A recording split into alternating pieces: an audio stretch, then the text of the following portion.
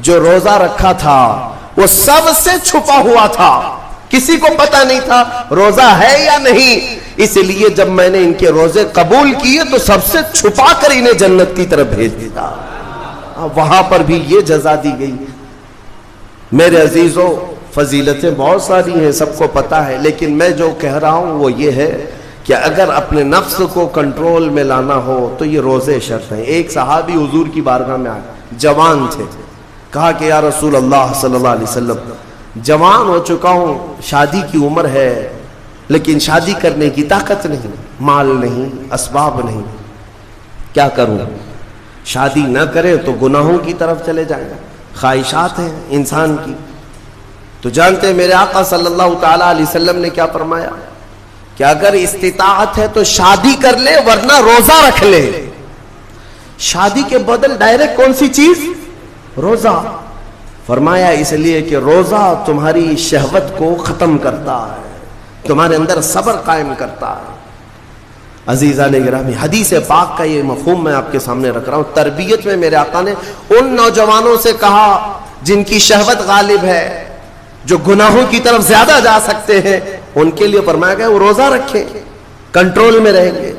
صرف رمضان کا ہی نہیں، سال میں اور بھی دنوں میں روزہ رکھو تاکہ تمہارا نفس قابو میں رہے، کنٹرول میں رہے۔ میں چند مہینے پہلے کچھ نوجوانوں کی کثرت کو دیکھ رہا تھا جو اپنے جسم کو شیڈول بنانے کے لیے، مینٹین کرنے کے لیے ڈائٹ پلان تیار کر رہے تھے۔ تو اس میں ایک بہت ہی بڑے ڈاکٹر ہیں جنہوں نے ڈائٹ پلان دیا، تو اس میں انہوں نے مینشن کیا کہ ہفتے میں ایک دن بھوکا رہنا چاہیے، صبح سے شام تک۔ وہ نان مسلم ہے۔ میں نے پوچھا تھا کہ یہ آپ کے ڈائٹ پلان میں کس لیے ہے، تو انہوں نے اس کی سائنٹیفک وجہ بتائی کہ ہفتے بھر میں ہم جو کچھ بھی کھاتے ہیں، کچھ ایسی چیزیں جمع ہو جاتی ہیں جن کو پگھلنے کا موقع ہی نہیں ملتا، ہم بار بار کھاتے رہتے ہیں، اس پر چیزیں جمع ہوتی رہتی ہیں۔ ایک دن ہفتے میں اگر اپنے پیٹ کو خالی چھوڑ دیا جائے تو فاسد مادے گل کر کے باہر نکل جائیں گے اور صحت ہمیشہ صحیح رہے گی۔ یہ دنیا کہہ رہی ہے۔ میرا مولا بغیر حکمت کے کوئی چیز تم پر فرض نہیں فرماتا۔ جس نے ہمارے جسموں کو بنایا، جس نے ہماری روح کو بنایا، وہی زیادہ بہتر جانتا ہے کہ ہمارے حق میں کیا چیز اچھی ہے۔ اس لیے اے میرے عزیزوں، اب ان نفس کے خلاف جو باتیں میں نے عرض کی ہیں، نوجوانوں، آج تمہارے لیے نہیں، پوری زندگی کا سب سے بڑا چیلنج ہے، سب سے بڑا چیلنج۔ جو اپنے نفس امارہ سے بچ گیا وہ صحیح سلامت دنیا سے چلا گیا، ورنہ موت کے وقت بستر پر روح نکلنے سے پہلے بھی نفس امارہ بہکاتا ہے۔ یہ شیطان کا قریبی دوست ہے، یہ دونوں کی سانٹھ گانٹھ ہے۔ نفس کی اور شیطان کی دوستی بہت گہری ہے، بہت گہری ہے۔ اسی لیے تو شیطان جاتا ہے تو نفس اس کا کام کرتا رہتا ہے، دونوں مل کر کے انسان کو تباہ و برباد کرتے ہیں۔ لیکن اس کے باوجود اگر آپ بچے ہیں تو یہ اللہ کا فضل ہے، تم پر اللہ کا فضل ہے۔ میں بنی اسرائیل کے ایک شخص کے متعلق پڑھا تھا، بڑا عبادت گزار شخص تھا۔ وہ اپنے سوما کہتے ہیں جس میں عبادت کرتے ہیں، بنی اسرائیل کا وہ عبادت گزار شخص قریب 80 سال تک عبادت کیا اور باہر نہیں نکلا۔ شہر میں سب سے زیادہ مقبول، ہر ایک اس کے پاس دعائیں کرانے کے لیے آتے تھے۔ اتفاق سے اس گاؤں میں ایک گھر کے 4 بھائی تھے، وہ تجارت پر جا رہے تھے، ان کی تنہا بہن تھی گھر پر۔ چاروں نے سوچا ہم تجارت پر جا رہے ہیں، اپنی بہن کہاں چھوڑیں؟ تو چاروں نے کئی لوگوں سے مشورہ کیا اور بزرگوں سے بات چیت ہوئی تو کہا کہ وہ عابد جو شب زندہ دار ہیں، رات بھر عبادت کرتے ہیں، ان کی نگرانی میں چھوڑ کر، ان کی کفالت میں چھوڑ کر چلے جاتے ہیں۔ وہ چاروں آئے اور اپنی تجارت کا سفر بتایا اور کہا کہ ہماری بہن گھر پہ رہے گی، بس آپ دیکھ بھال کریں، اور وہ تجارت پر چلے گئے۔ یہ بہت ہی عبادت گزار شخص ہے بنی اسرائیل کا، بہت عبادت گزار۔ چند دن گزرے تھے کہ نفس نے یہ باتیں باہر لانی شروع کی کہ پتہ نہیں وہ خاتون اندر اکیلی کیا کرتی ہوگی، بھائی بھی نہیں، ماں باپ بھی نہیں۔ پھر شیطان آیا, کہا ارے کچھ تو خیال کرو, تمہارے پاس امانت دے کر گئے ہیں اس کے بھائی, تم اس سے خیر خیریت بھی نہیں پوچھتے. آپ نہ جانا اس کے پاس, محض آپ اپنی چوکھٹ سے تو اسے آواز دے کر کے پوچھ لیں کیا چل رہا ہے اس کے گھر میں. تو اس عابد نے اپنے سوما کی چوکھٹ پر آ کر اس خاتون کو آواز دی. وہ خاتون اپنے گھر کے باہر آئی, چوکھٹ پر وہ کھڑی رہی, پوچھا کیسی چل رہی ہے, خیریت ہے, طبیعت اچھی ہے, بات چیت ہوئی, اس کے بعد چلے گئے. یہ پہلی بات چیت تھی جس کے بعد اس عابد کے دل میں بات کرنے کا جذبہ اور بڑھ گیا, خواہش اور بڑھ گئی. عورت سے بات کرنے کو آج نوجوان یہ سمجھتے ہیں یہ تو فرینڈلی ہے, ہم تو ایسی دوستی میں کر رہے ہیں. تمہیں پتا ہے یہ بہانے ہیں دوستی اور فرینڈ شپ کے, یہ سب نفس امارہ کی تباہیاں ہیں جو تمہارے دل میں بار بار شہوت پیدا کرتا ہے. اب اس 80 سالہ عبادت گزار شخص کا حال یہ تھا, دوسرے دن صبح پھر سے باہر چوکھٹ پہ آیا, اس خاتون کو بلایا بات چیت کے لیے, وہ پھر بات چیت کرنے لگی, ادھر سے بھی بات ادھر سے بھی بات. چند دن گزرے کہ اب گھنٹوں بات ہونے لگی, خیر خیریت چھوڑو, گھنٹوں بات ہونے لگی. عبادت میں بھی فرق پڑ گیا. ایک خاتون کی طرف, ایک عورت کی طرف دل کا میلان بڑھتا چلا گیا. یہ نفس ہے, نفس ہے. جہاں پیٹرول ہو اور پھر آگ ہو, ایسا نہیں ہو سکتا کہ دونوں میں ایک بھی ادھر سے ادھر ہو جائے تو آگ نہیں لگے گی, بھڑکے گی نہیں. میرے عزیزوں, اس کے بعد کئی دن ایسے ہونے کے بعد شیطان ایک بزرگ کی شکل میں آ کر اس عابد سے کہا کیا کھڑے کھڑے بات کرتے, اس کے گھر جاؤ, بیٹھو, تسلی دو اس کو. یہ عابد اپنے سوما سے 80 سال بعد باہر نکلا تھا اور اس خاتون کے گھر گئے. اب کھانا پینا ساتھ ہوتے ہوتے یہ نوبت یہاں آئی کہ زنا کر لیا. 80 سالہ عبادت گزار شخص زنا جیسی نحوست میں مبتلا ہو گیا, منہ کالا کر لیا. اب اس کے بعد اپنے سوما واپس آیا, اس کو تو ایسا لگا کہ میں تو مزے میں ہوں, بھائی بھی نہیں ہے اس کے, کوئی نہیں ہے. لیکن اس عورت کا حمل ٹھہرا, وہ حاملہ ہو گئی. اب اس کو ڈر لگا کہ اس کا حمل ہو گیا, کیا کیا جائے. نفس بھڑکاتا رہا, شیطان بھی ساتھ دیتا رہا. شیطان آیا اور اس نے کہا کہ ایک کام کرو, اس کا گلا گھونٹ کر مار ڈالو ورنہ تمہاری بدنامی ہوگی. یہ عابد اس کے گھر گیا, رات کو اس کے ساتھ تنہائی پا کر کے اس کا گلا گھونٹ دیا اور عورت کو ختم کر دیا. قتل دوسرا گناہ. اور اس کے بعد اسی گھر میں گڑھا کھود کر کے دفن کیا. چوری کو چھپانا پھر سے گناہ. زمین کو صاف کر دیا. واپس اپنی عبادت گاہ میں آیا.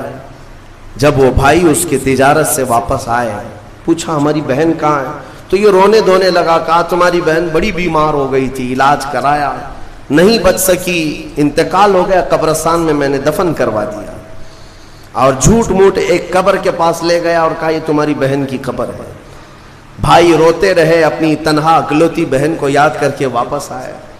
بات یوں ہی گزر گئی, لیکن نفس کی تباہ کاریاں چھپتی نہیں ہیں. یہ کالے کرتوت کبھی پوشیدہ نہیں رہتے.